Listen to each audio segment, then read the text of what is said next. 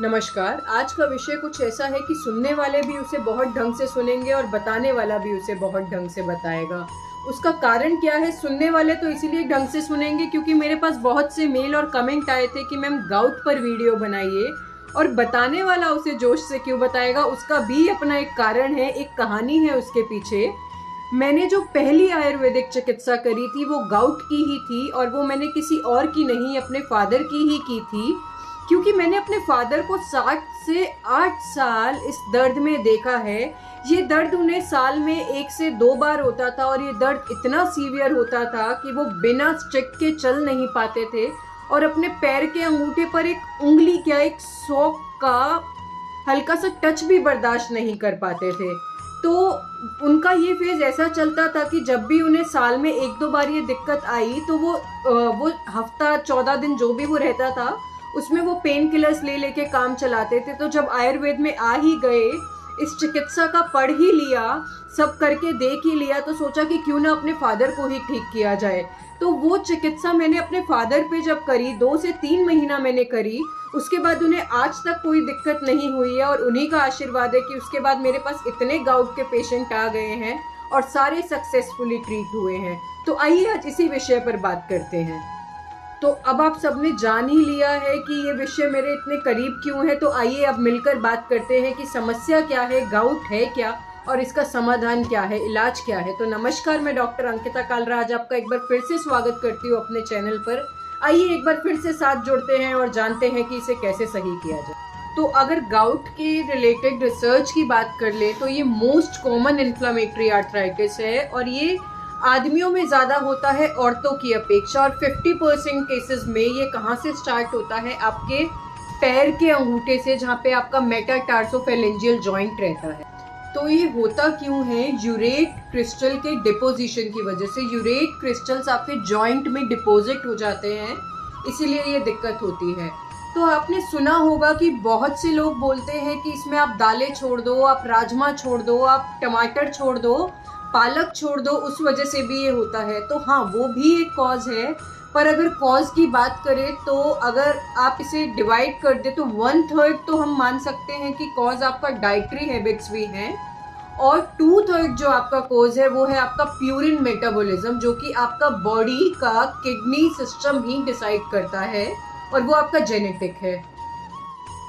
तो अब बात करते हैं कि किन लोग में हमें गाउट देखने को मिलता है। सबसे पहला तो जिनमें यूरिक एसिड ज़्यादा होता है, उनमें हम सबको लगता है कि गाउट होगा, या फिर हाँ, ये एक रिस्क फैक्टर डेफिनेटली है कि यूरिक एसिड बढ़ा है तो गाउट सस्पेक्टेड पेशेंट है।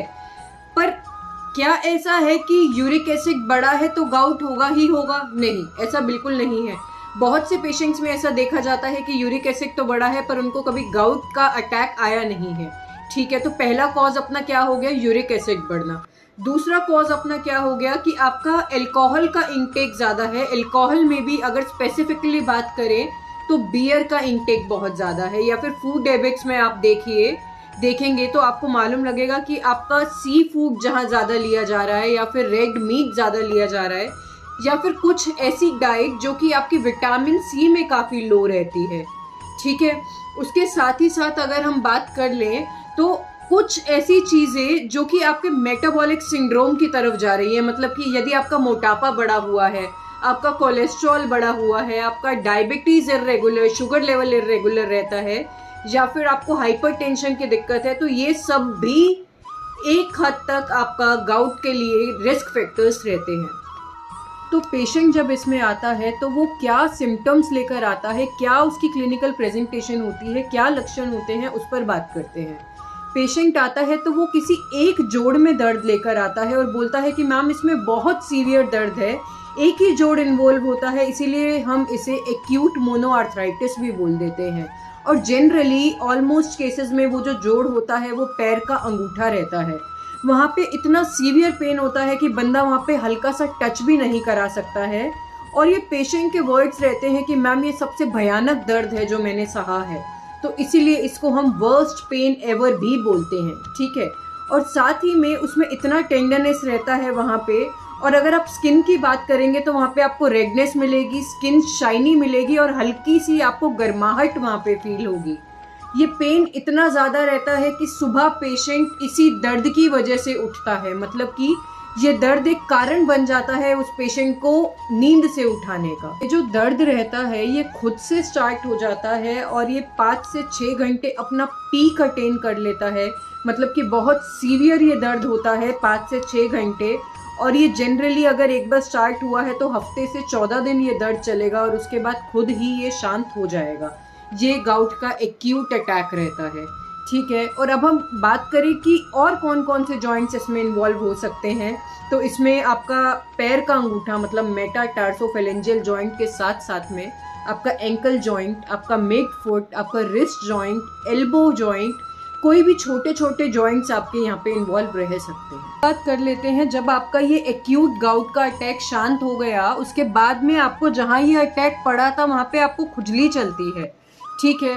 और अगर ये आपका एक्यूट गाउट का अटैक बार बार आ रहा है तो वो क्रॉनिक गाउट की तरफ चला जाता है, तो वो उसके बाद वो एक जॉइंट इन्वॉल्व नहीं करता है, वो अपने साथ बाकी और भी जॉइंट्स को इन्वॉल्व करने लग जाता है। आपने देखा होगा गाउट के पेशेंट में यदि आपके आसपास में कोई हो, आप नोटिस करना आपको वहाँ पे एक सफ़ेद रंग की गांठ मिल सकती है। अगर आपका गाउट का ट्रीटमेंट नहीं हो रहा है, वो क्रॉनिक गाउट की तरफ जा रहा है, तो क्या हो सकता है कि आपकी जो ये गांठ है सफ़ेद रंग की, इसमें से आपका डिस्चार्ज आने लगे, वहाँ पर इन्फ्लामेशन होने लगे, और अगर उसका बिल्कुल ध्यान न दिया जाए तो वो इतना भयंकर उस जगह को ख़राब कर देता है कि वहाँ एम्प्यूटेट तक कराने की नौबत आ जाती है, मतलब कि उस पर्टिकुलर जगह को काटने तक की नौबत आ जाती है।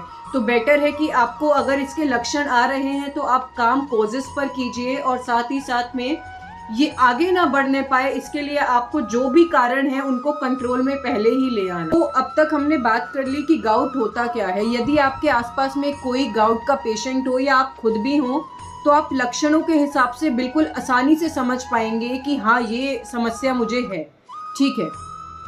अब हम बात करते हैं मैनेजमेंट की तरफ कि अगर आपको ये समस्या है तो मैनेज इसे कैसे किया जाता है। तो अगर आपको एक्यूट अटैक है गाउट का कि आपको दर्द हो रहा है तो आपको सबसे पहले पेन किलर, स्टेरॉइड्स यही सब चला दिया जाता है, जैसे आपको मालूम होगा, ठीक है। और फिर अगर ये आपको लॉन्ग टर्म चल रहा है, आपका यूरिक एसिड बढ़ा हुआ है और आपको गाउट के अटैक बार बार आ रहे हैं, तो आपका क्या चलता है, यूरिक एसिड लोअरिंग ड्रग्स आपके चलते हैं। वो आपके जनरली अगर हम देखें तो वो आपके लाइफ टाइम ही चलते रहते हैं, आपको मालूम होगा। तो अब हम बात करते हैं आयुर्वेद के दृष्टिकोण से, वहाँ पे ये कैसे सही हो जाता है, क्योंकि आयुर्वेद ने गाउट नाम का कुछ नहीं माना है। आयुर्वेद ने वात रक्त से इसे कंपेयर किया है और आयुर्वेद ने बोला है कि गाउट कुछ नहीं होता है, ये वात और रक्त के प्रकोपित होने से जो आपकी समस्या हो रही है वो है आपका वात रक्त। आयुर्वेद ने जो ये वात रक्त बोला है इसकी संप्राप्ति मतलब पैथोफिजियोलॉजी क्या बोली है कि आपकी बॉडी में जब रक्त की दुष्टि हो जाती है, मतलब ब्लड की दुष्टि जब हो जाती है, तो आपकी बॉडी में जो वात दोष मूव कर रहा होता है, मानिए कि आपकी ये फिंगर है, यहाँ पे आपका ब्लड जो है वो दूषित हो गया है, आपका खून दूषित हो गया है, अपने पूरे शरीर से घूमते घूमते वात यहाँ पर आ रहा है, ये कोई छोटा जॉइंट है, ठीक है। यहाँ पे आया वात, यहाँ पे खून तो दूषित था, ये वात यहाँ पे आके रुक गया, ठीक है। अब ये वात रुका क्योंकि रक्त दूषित था, ये दोनों मिल गए आपस में और यहाँ पर जमा हो गए, इसको वात रक्त बोलते हैं, जिसे आयुर्वेद ने, जिसे एलोपैथी ने यूरेट क्रिस्टल बोला है, ठीक है। तो आयुर्वेद अब इसकी चिकित्सा कैसे करेगा, इसकी चिकित्सा आयुर्वेद करेगा रक्त और वात को सही कर कर। तो मानिए जैसे मैंने बोला रक्त की दुष्टि यहाँ पर है, अगर मैंने किसी भी तरीके इस रक्त की दुष्टि को सही कर दिया तो जो वात यहाँ घूमते घूमते अटक गया था उस दुष्टि के कारण वो प्रॉपर मूव कर जाएगा और आपका जो यहाँ पर पेन हो रहा था, जो क्रिस्टल डिपॉजिट हो रहा था, वो निकल जाएगा, वो सही हो जाएगा। इस तरीके आयुर्वेद चिकित्सा यहाँ पे करता है। तो हम जो चिकित्सा करते हैं वो हम गाउट के पर्सपेक्टिव से नहीं करते हैं, हम करते हैं कि हम रक्त की शुद्धि करें और वात की मूवमेंट करा दें। तो समझ आ गया कि हमने अगर इस रक्त की दुष्टि को किसी भी तरीके हटा दिया, ये ब्लड जो यहाँ पे गंदा जमा हो रहा था हमने उसको हटा दिया, तो आपका जो वात यहाँ पे आके अटक रहा था वो नॉर्मल मूव कर जाएगा और आपका जो पेन हो रहा है वो सही हो जाएगा और वो आपको फ्यूचर में दोबारा कभी होगा भी नहीं, ठीक है। तो अगर आपकी रक्त शुद्धि करानी है तो मैं क्या कर सकती हूँ, मैं किसी भी तरीके इस गंदे खून को बाहर निकाल दूँ, उसके लिए हमारे पास आयुर्वेद में जो थेरेपीज रहती हैं रक्त मोक्षण, तो उसे मैं लीच की मदद से या फिर किसी भी ऐसी प्रक्रिया की मदद से जहाँ पे आपका गंदा खून मैं निकाल सकती हूँ, उसकी माध्यम से मैं इसे निकाल सकती हूँ। मतलब कि एक थेरेपी हो गई रक्त मोक्षण, ठीक है। उसके बाद आपका वात नॉर्मल मूव कर जाएगा।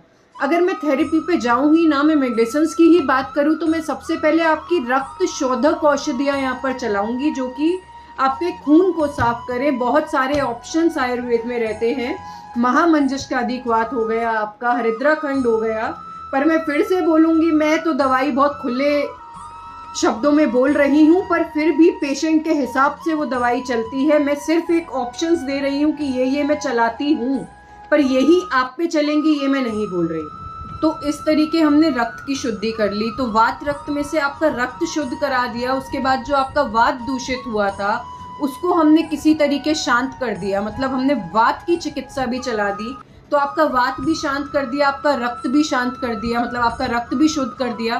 तो आपको दोबारा ये अटैक आएगा क्या? नहीं आएगा। तो इस तरीके आपका वात रक्त जो है, मतलब आपका गाउट जो है, वो आयुर्वेद में क्योर हो जाता है, ठीक है। अगर फिर भी आपको कुछ डाउट लगता है या फिर आपको ट्रीटमेंट से रिलेटेड कोई एडवाइस लेनी है, तो आप मुझे नीचे कमेंट कर सकते हैं, या फिर मेल एड्रेस भी मेंशन होगा, आप मुझे उस पर मेल कर सकते हैं। यदि आपको ये कंटेंट किसी भी तरीके हेल्पफुल लगा हो तो प्लीज़ इसे लाइक कीजिए, शेयर कीजिए, सब्सक्राइब कीजिए, और ऐसी और वीडियोस के लिए आप मेरे चैनल से जुड़ सकते हैं। धन्यवाद।